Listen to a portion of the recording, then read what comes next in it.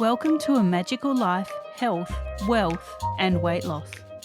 I'm your host, Magic Barclay, lead practitioner at Holistic Natural Health Australia and #1 best-selling author. In this podcast, I aim to give you practical tips on how to accelerate and sustain your health, increase your financial, spiritual and emotional wealth, and to look at something that haunts many of us needlessly, weight loss. In some episodes, I'll have guests available to give you even more tips, but in others, the floor is yours.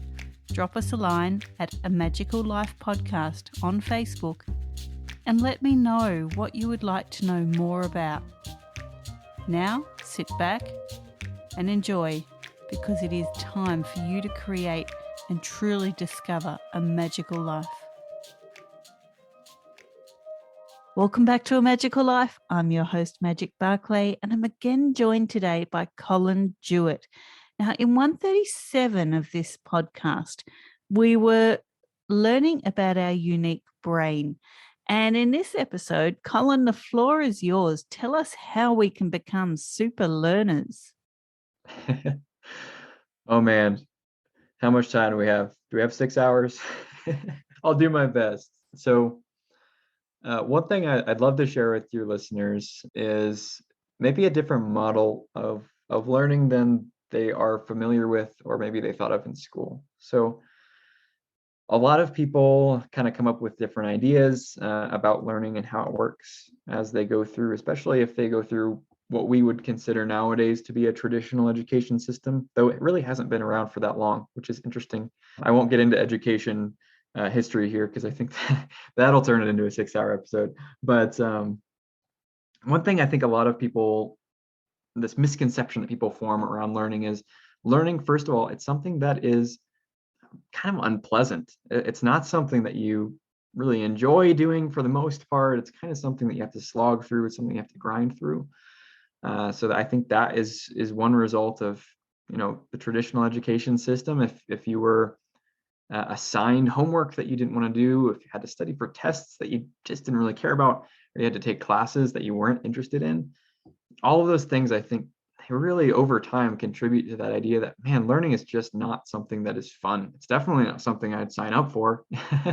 So if I have to do that, that's going to be a miserable time. And I think that idea, I think, is one of the most counterproductive ideas you can hold on to. I mean, I don't just mean about learning, I mean about life in general, because life is learning. And so if you think about learning as just being this miserable thing, well, your life isn't going to be very fun. There's going to be a lot of parts of it you just really don't enjoy. It's going to be gray. I talked about that in the last episode a little bit, how things just kind of lose their color over time. And I think that is partially can be attributed to that reframing of learning as being something that's miserable. And we don't start out that way. I think that's another important thing. Like if you look at children right when they're born, they start exploring the world immediately. Like they don't just come out and, well, I mean, I guess they do have their eyes closed usually at the beginning, but very quickly they are looking around, they're taking things in, they're trying to figure out how their body works, they're moving it around. And without really anyone teaching them how, like in a traditional classroom setting, it's not like we immediately pop out the baby and put him in a chair and have a lecturer standing up front telling them, all right, now I'm going to teach you how to walk and how to talk and how to move your fingers and all that thing. Like that doesn't happen, right? So these kids, when you're born, you figure out all this stuff on your own, and you take pleasure in it. It's something that's exciting. It's something that's fun. And you can see this with kids. Like, sure, they'll have frustration. Of course, they'll have frustration. That's part of learning too, but it can be a healthy part. But they find so much pleasure in it. And you can tell this from kids want to play the same game over and over and over again. You'll hear them say again, again, again. And why is that? Why is that so interesting and fun to them? Well, it's because that's the engaging part of learning, that wonder of learning, that interest in the world around you. That's what you're seeing. And we're born with that. It's innate. So I would consider curiosity to be one of those things that's innate in us. And it makes a lot of sense if you think about it. So like from a survival standpoint, if we were born with an innate disinterest in the world around us, we wouldn't last very long. we wouldn't learn the things that we need to survive. We'd come out and we'd immediately look for some place to curl up and sleep for as long as we possibly could until some horrible creature came and ate us. It wouldn't be very effective, So we're born with this innate drive to understand ourselves and understand the world around us. And I would call that curiosity. It's that natural sense of wonder that we have. And I think one of the reasons why we also lose that over time is because it feels less necessary. Like as you grow up, you kind of find your rhythms, right? You find the things that work. And once you find things that work, I think that's a double-edged sword, because on the one sense, it's great because, hey, you've got things that work, and that's better than things that don't work for sure. But on the other side of things, it can cause you to stop exploring, especially when paired with that idea that learning is something that's miserable. Once you've learned enough, why learn anymore?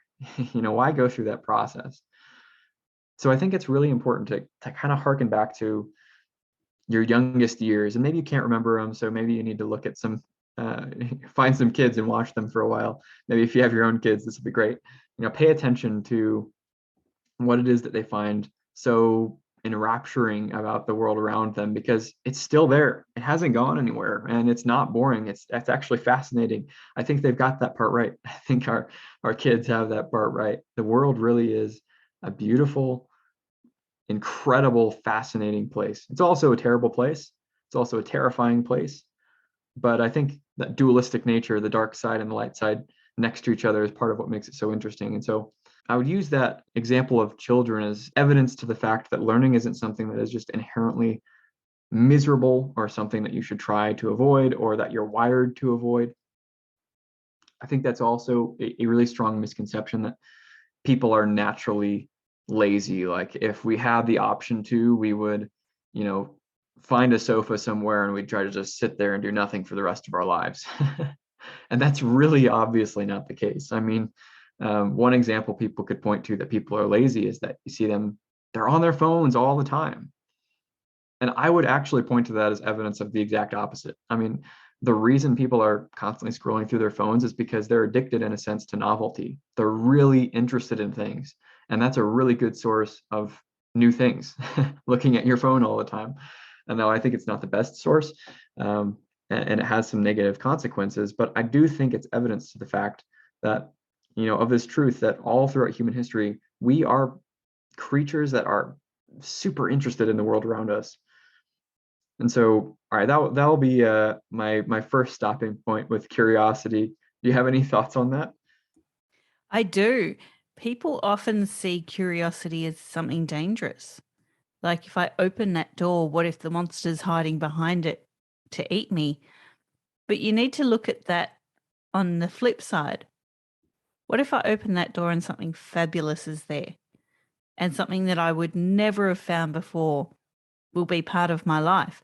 And I think as adults, we definitely try, well, not that we try, but we're almost conditioned, as you said, to look at that darker side. Same as, on your phone, you're not just passing time. Exactly right. You are actually learning something, whether you're on social media and you want to learn about what other people are doing, or you want to learn about what's going on in the world, or you want a laugh. So you want to learn how to relax and laugh at a meme or something. Like, you're not just wasting your time on your phone. Your brain is saying, I need some information. And so listening to your brain at that point is the critical moment. Yeah, absolutely. And I wanted to point out something you said there. You talked about the door with the monster behind it. And I think that's an idea that I think there might be something innate with that too. I'm not entirely sure about that. I know that, to some extent we are biologically hardwired to be more scared of some things than others, like the dark, for example. So that's kind of interesting. But as children, while they're also enraptured by the world and they think it's amazing, they're also terrified of a lot of things, and I think rightfully so. And so I think it's important to recognize the value of both sides.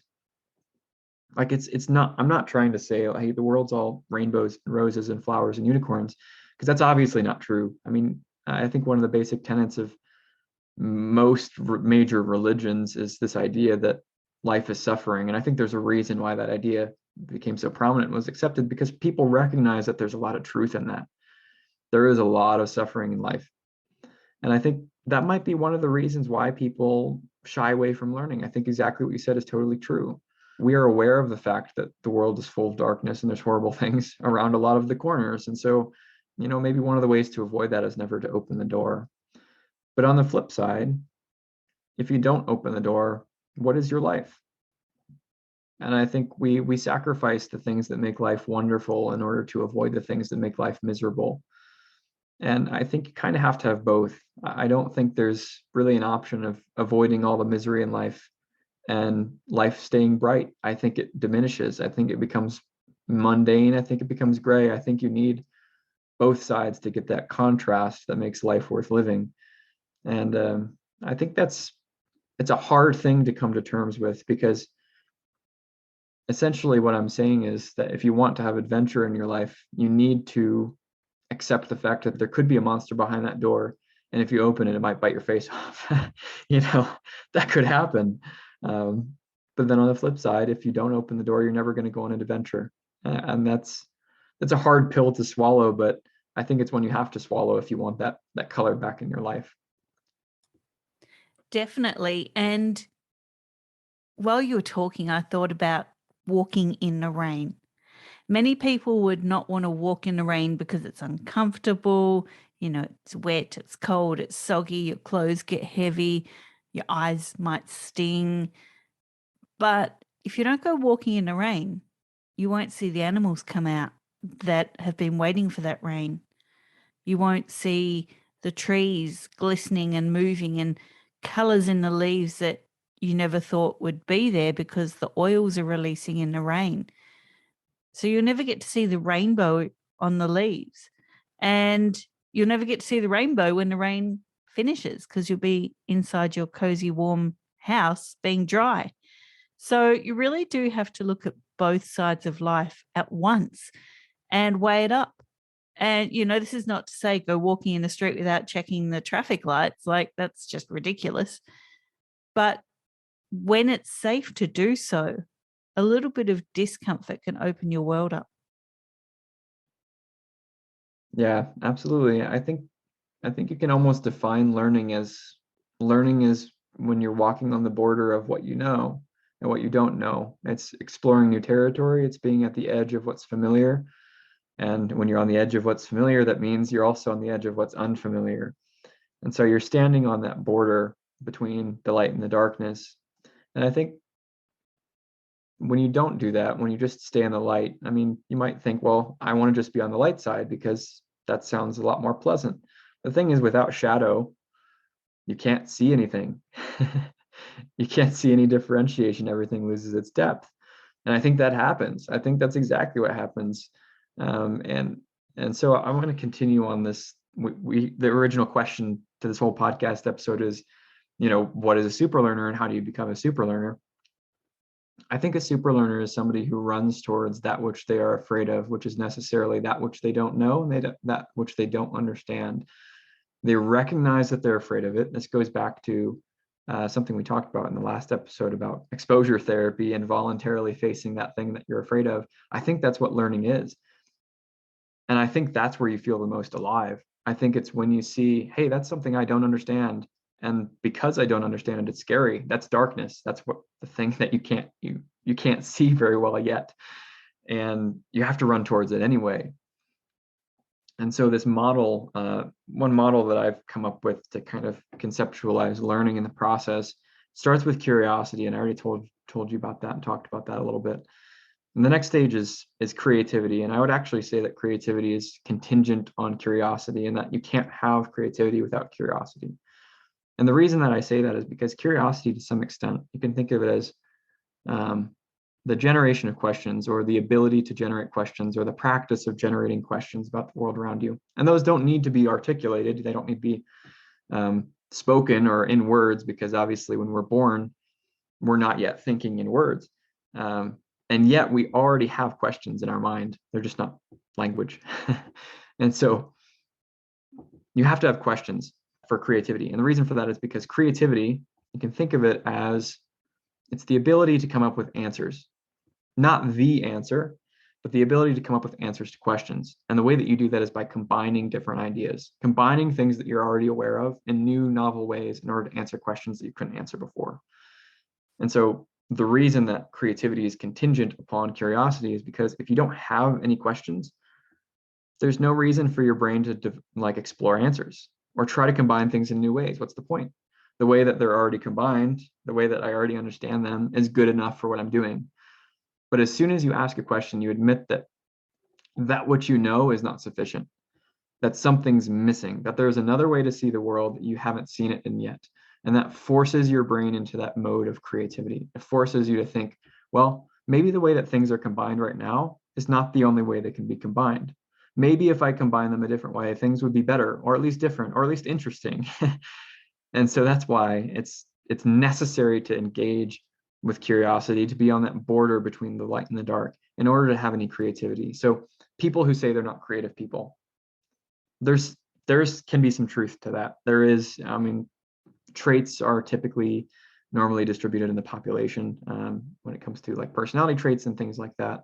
And so there are some people who are naturally have a much higher capacity for crazy creative thinking than other people.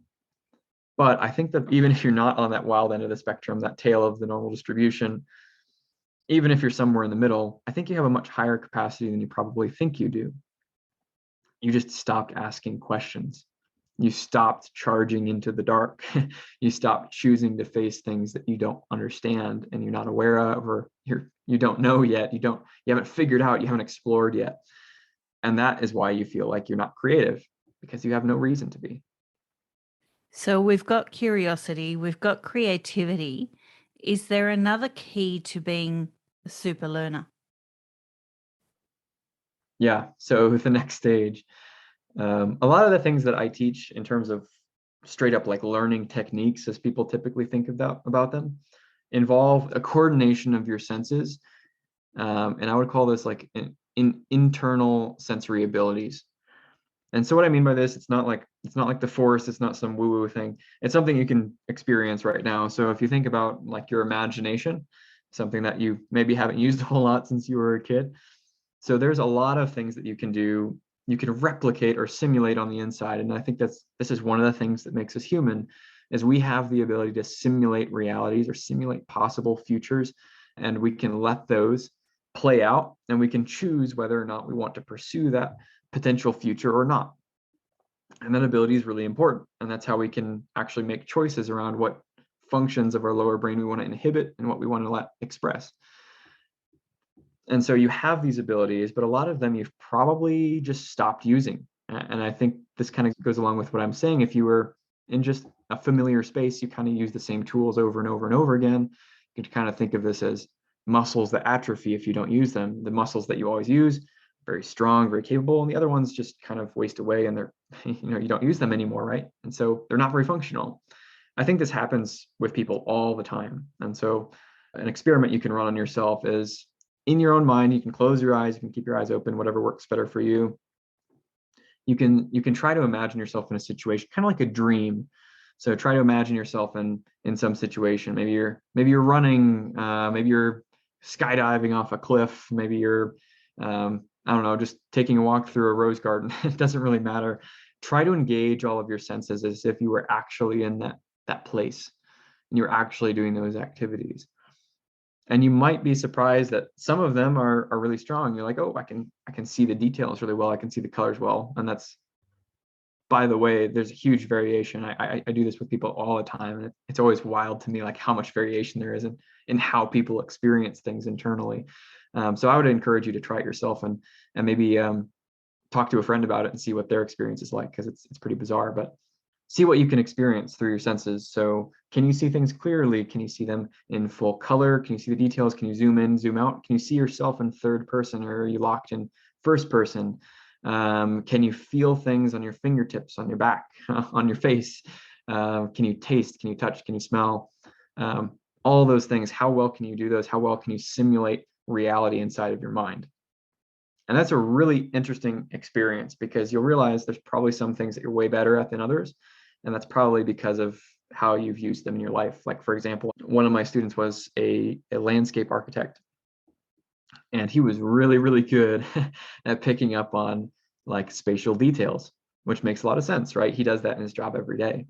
But a lot of people really struggle with that. Like if you told them to close their eyes and tell you about a room that they had been in recently, like they could tell you the shape, they could tell you where things were located, but if you ask them about the details, like, well, what color was the wall? You might be surprised at how often you don't remember what color the walls were in the place you were just in. It seems like a kind of major thing, but it's not relevant, right? And if you're not paying attention to that kind of thing, you won't pick it up, and that ability will actually kind of atrophy over time. The great thing about that is, though, you can actually bring it back, and it can spring back a lot faster than maybe an atrophied muscle can. You can get those things back through practice. And the utility of that, finally rounding around to those techniques I was talking about, is the better you can simulate things inside your mind, the faster you can learn if you know how to use that to your advantage. So, like for example, if you wanted to learn how to surf, let's just say surf. I've never actually gone surfing on the coast before, but I've gone surfing behind a boat. So there's a lot of different muscle movements that are involved in learning how to surf. There's so many things you have to coordinate at the same time, and it's really difficult. A lot of people, from what I've heard, they don't get up on a wave the first day. Like they're just getting smashed over and over again, and they don't really get anywhere. So if you're restricted to practicing surfing only when you have the opportunity to go out there and actually get in the water, your ability to learn that skill is much more limited than somebody who could just practice that skill inside their head. So we have these things that are called mirror neurons. So when you watch somebody do a task, some of the neurons that would fire when you did the task fire when you watch them do the task. So that's really cool because you can actually learn from watching people. I think that's another thing that makes humans not unique, but we're really, really good at that. And so if you imagine if you just went home and after a long day of surfing and you just watched people surf all day, that would help you. Now imagine not only were you watching people surf, but you were imagining yourself in a very high detail with feeling and sensory inputs kind of in your mind, actually surfing in your head. If you were able to simulate that really effectively, you would find that you actually would learn much faster than somebody who wasn't doing that. You'd learn faster than the person who was just watching people do that when they got home from a long day of surfing, if they just watched other clips of other people doing it. If you could simulate it accurately and effectively in your mind, you would learn it faster because those pathways would get ingrained quicker. And so that kind of thing, this is just a tiny piece of the things that you can do, but I just wanted to give your listeners a taste of how you can go from curiosity to creativity. Creativity is the ability to combine things in novel ways, including your senses and that sensory experience, and then actually wire those things into your brain by repeated practice internally, not just externally, because that's much more limited. And a cool thing you can do in your brain too is speed up time. So you can practice something over and over and over and over again really, really fast rather than having to do it in real time. So hopefully this was a little bit mind-blowing to some people if they haven't thought of this before, but that's just kind of like a little taste of what I'm talking about. Thank you for that. And yes, that was a lot of information, but there's so much more to learn. So listeners, you can get in touch with Collin on LinkedIn at Collin Jewett. So it's COLLINJEWETT. And definitely send him a message. He can point you towards his course, which is at maven.com/curiosityjump/superlearner. So definitely look into becoming a super learner under Collin's guidance. Thank you again for joining us, Collin. It's been a fantastic episode. Thank you so much for having me. It's been a pleasure. Listeners, this was your episode 138. In 139, we have Lucy Liu coming to talk about fueling your mind, your body, and your soul. Listeners, again, thank you for your time. We really do appreciate it. Go forth and create your magical life. Thanks for listening today. Please subscribe to hear future episodes, leave a review, and share this podcast. You can follow us on Facebook at A Magical Life Podcast or at Holistic Natural Health Australia. That's holistic with a W. You can find us on Instagram at Holistic Natural Health or at www.holisticnaturalhealth.com.au. That's where you'll access all sorts of articles, freebies, and more.